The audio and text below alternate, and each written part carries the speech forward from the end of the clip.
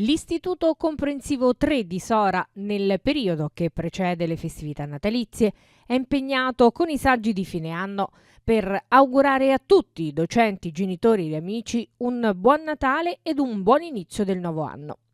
I ragazzi hanno iniziato il 15 dicembre all'interno dell'Auditorium Cesare Baronio di Sora, con l'esibizione del coro Sogni e Note della scuola secondaria di primo grado, insieme agli alunni della primaria dei plessi Achille Lauri e Valle Radice.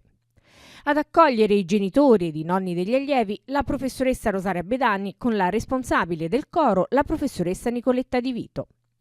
Gli studenti si sono esibiti in canti natalizi e non, coinvolgendo in maniera attiva i presenti, unendo il canto alla performance di body percussion sotto la guida della docente Maria Teresa De Donatis e la visione di una pillola tratta dalla commedia Se il tempo fosse un gambero dei ragazzi del laboratorio teatrale. Lunedì 16 dicembre il concerto dell'orchestra giovanile della scuola secondaria di primo grado Edoardo Facchini all'interno della chiesa Santa Restituta.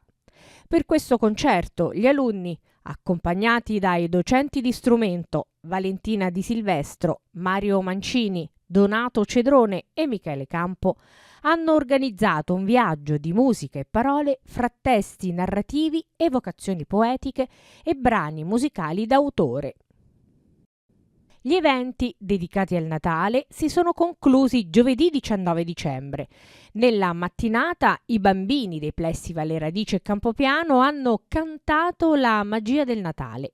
Nel pomeriggio il concerto Un Natale di luce, con l'esibizione di tutti gli alunni delle classi del plesso Achille Lauri, accompagnati e diretti dai maestri di strumento del comprensivo, che hanno ricevuto anche la speciale visita di Babbo Natale. La soddisfazione e gli auguri a tutti della dirigente Donatella Antonellis.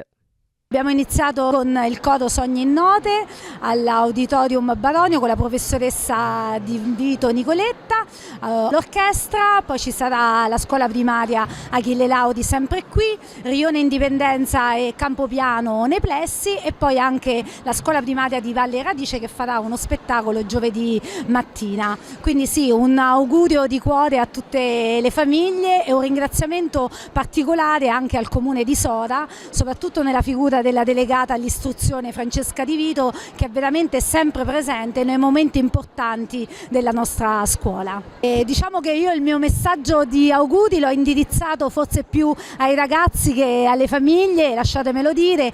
Ho detto alle famiglie che bisogna fare un grande regalo a questi ragazzi e il regalo più grande che possiamo fare loro è regalare la nostra fiducia, perché troppo spesso i nostri alunni sono tacciati di immaturità, di fragilità, di essere ansiogeni. In realtà quest'ansia molto spesso gliela trasmettiamo noi perché cerchiamo degli standard troppo elevati e abbiamo un po' perso di vista che cos'è la scuola e anche che cos'è la vita. Quindi i nostri ragazzi devono essere lasciati fare, sbagliare, cadere, inciampare, rialzarsi. Dobbiamo guardarli da lontano ma farli rialzare da soli, perché come dicevo prima solo in questo modo possiamo educarli non solo al successo che avranno certamente nella vita ma alla vita stessa.